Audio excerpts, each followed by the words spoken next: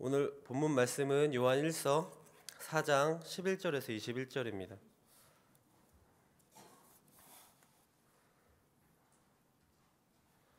본문 말씀은 요한 1서 4장 11절에서 21절입니다.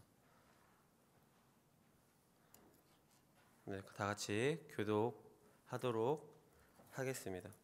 사랑하는 자들아, 하나님이 이같이 우리를 사랑하셨은즉 우리도 서로 사랑하는 것이 마땅하도다.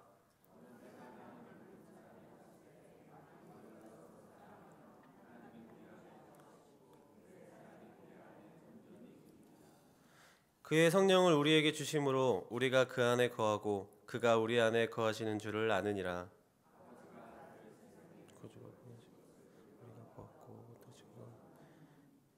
누구든지 예수를 하나님의 아들이라 시인하면 하나님이 저 안에 거하시고 저도 하나님 안에 거하느니라.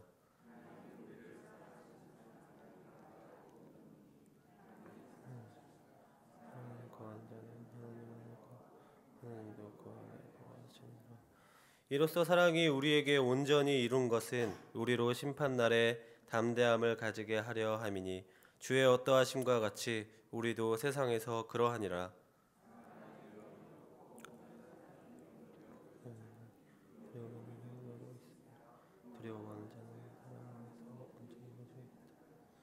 우리가 사랑함은 그가 먼저 우리를 사랑하셨습니다. 거짓말하는 자니 오는 바 그 형제를 사랑치 아니하는 보고가 못하는 바 하나님을 사랑했을까. 다 같이 우리가 이 계명을 주께 받았나니 하나님을 사랑하는 자는 또한 그 형제를 사랑할지니라. 아멘. 이 시간 같이 묵상하는 시간 갖도록 하겠습니다.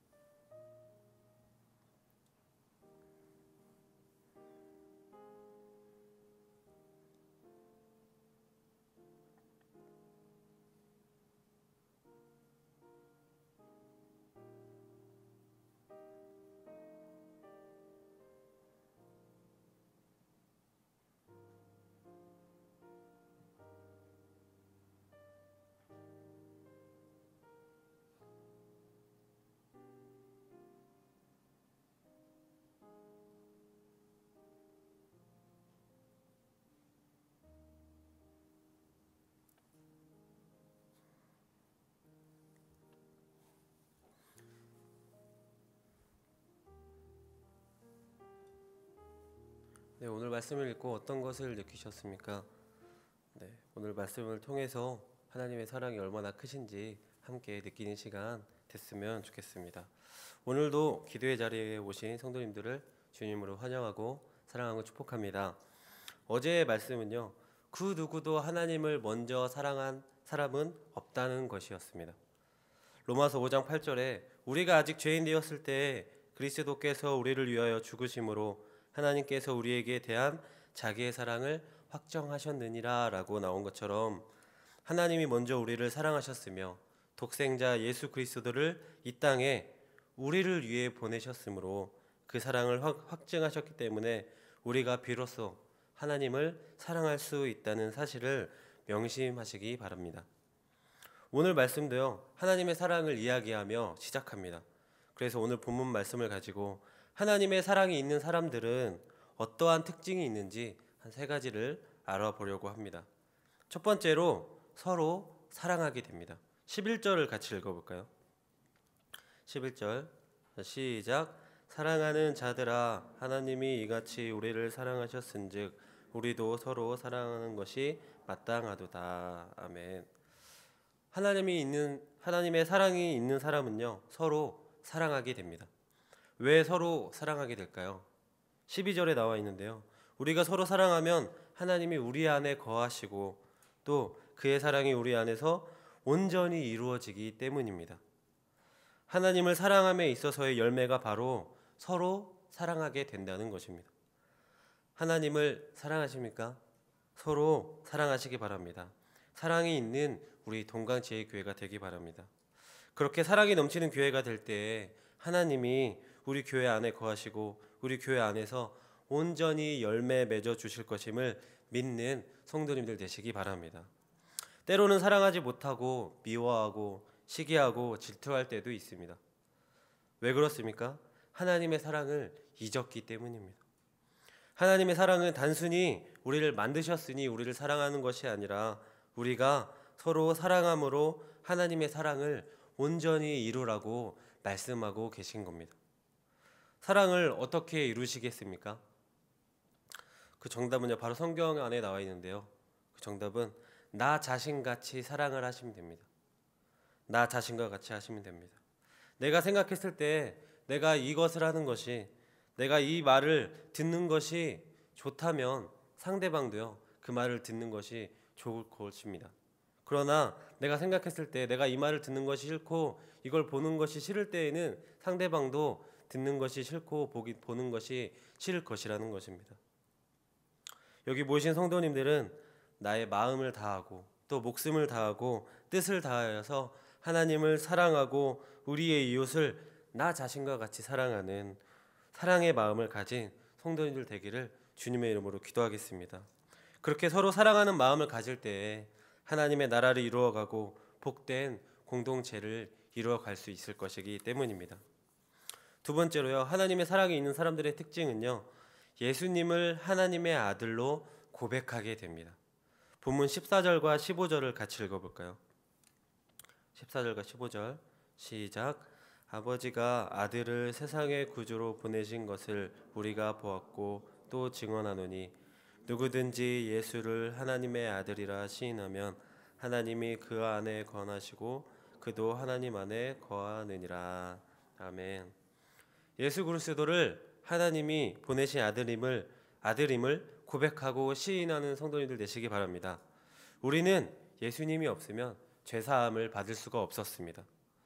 우리를 위해 희생할 필요가 없었던 예수님께서 친히 이 땅에 인간의 몸으로 내려오시고 그 수많은 고통을 왜 당해야 했겠습니까? 바로 우리들의 죄 때문인 것입니다. 예수님이 왜 인간의 몸으로 이 땅에 오셨을까를 가만히 생각해 보니까요, 이런 것 같습니다. 우리가 어떤 사람을 이해하려면 그 사람의 입장이 되어봐야 하지 않겠습니까? 그래서 예수님이 직접 인간의 몸으로 오시고 많은 어려움들과 슬픔들과 고통들을 당하면서 우리 사람들을 이해하시고 또 공감하시기 위하여서 직접 인간의 몸으로 이 땅에 오셨다는 것입니다. 우리를 사랑하기 위하여 목숨을 다하셨고요, 또 나 자신과 같이 여겨서 그 그 죄를 감당하신 예수님을 하나님의 아들로 고백하는 우리 성도님들 되시기 바랍니다. 예수님의 하나님의 아들로 고백한다는 것은요, 쉬울 것 같지만 결코 쉬운 일이 아닙니다. 왜냐하면 예수님 당시에도요, 이스라엘 백성들은 인간으로 오신 예수님을 보았지만 그분이 하나님이심을 깨닫지 못했습니다. 하물며 현재 보이지도 않는 그분을 우리가 어떻게 하나님의 아들로 고백하고 시인하는 것이 쉬운 일이겠습니까? 이스라엘 백성들은요, 보고도 보지 못하고 들어도 듣지 못하는 소경과 귀머거리였다는 사실을 기억하시기 바랍니다. 그러면 우리는 어떻게 예수님이 하나님의 아들이심을 고백할 수 있겠습니까? 바로 성령을 통해서 고백할 수 있습니다. 사도행전 1장 8절에 이렇게 나옵니다. 오직 성령이 너희에게 임하시면 너희가 권능을 받고 예루살렘과 온 유대와 사마리아와 땅끝까지 이르러 내 증인이 되리라 하시니라. 아멘. 여기 모이신 모든 성도님들 모두 성령님과 함께 하시길 바랍니다. 성령님과 함께 하셔서 예수 그리스도를 하나님의 아들이라 고백하고 하나님의 안에 거하며 예수 그리스도의 증인 되시는 하나님의 나라를 이루어가는 성도님들 되기를 주님의 이름으로 간절히 바라겠습니다. 그리고 하나님의 사랑이 있는 사람들의 특징 세 번째는요, 두려워하지 않고 담대함을 가지게 됩니다. 본문 17절과 18절을 같이 읽어볼까요? 17절에 18절 시작. 이로써 사랑이 우리에게 온전히 이루어진 것은 우리로 심판날에 담대함을 가지게 하려 함이니 주께서 그러하심과 같이 우리도 이 세상에서 그러하니라. 사랑 안에 두려움이 없고 온전한 사랑이 두려움에는 형벌이 있음이라. 두려워하는 자는 사랑 안에서 온전히 이루지 못하였느니라. 아멘. 우리가 사랑을 하게 되면요, 두려움이 없어지고요, 담대함이 생깁니다. 하나님의 사랑이 있는 사람들은 두려워하지 않고 담대함을 가지게 됩니다. 결국 우리가 하나님을 사랑하고 또 서로 사랑하고 하나님 안에 거하여야 하는 이유는 무엇 때문입니까? 바로 담대하게 서기 위함입니다. 세상 앞에서 담대하게 서기 위함입니다. 어떻게 이 세상 앞에서 담대하게 설 수 있습니까? 하나님의 사랑이 온전히 이루어진 우리 안에서 담대한 마음으로 설 수 있을 것입니다. 예수님은요, 세상의 심판대에 섰을 때 어떠셨었나요? 세상의 권력과 물질과 같은 것들로 인하여서 움츠러들고 소극적으로 되어지는 것이 아니라 오히려 사랑으로 담대하셨던 것입니다. 그런 담대한 사실을 항상 기억하시기 바랍니다. 그런 담대한 마음으로 병든 자들을 고치시고요, 또 세상 권세들에 굴복하지 않으시고 두려워하지 않으셨던 예수님을 닮으시기 바랍니다. 실제로 사랑하면 담대함을 가지게 되는 것 같습니다. 다들 다 경험해 보셨겠지만 다 연애 초반에는 어떤 거리가 있더라도 담대함을 가지고 내일에 무슨 일이 있든지 그 사람을 보러 가고 싶어 하지 않으셨습니까?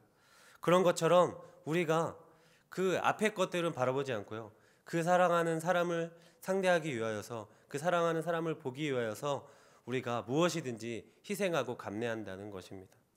그렇게 이웃을 위해, 나의 형제를 위해 그런 희생을 모두 감당할 수 있는 사랑의 마음을 가진 성도님들 되시기 바랍니다. 말씀을 맺겠습니다. 사랑하는 동강제일교회 성도 여러분, 우리는 사랑이라는 말을요, 참 많이 하기도 하고 많이 듣기도 합니다. 그런데요, 그 사랑이 진정한 사랑이 되기까지는 너무도 어려운 것 같습니다.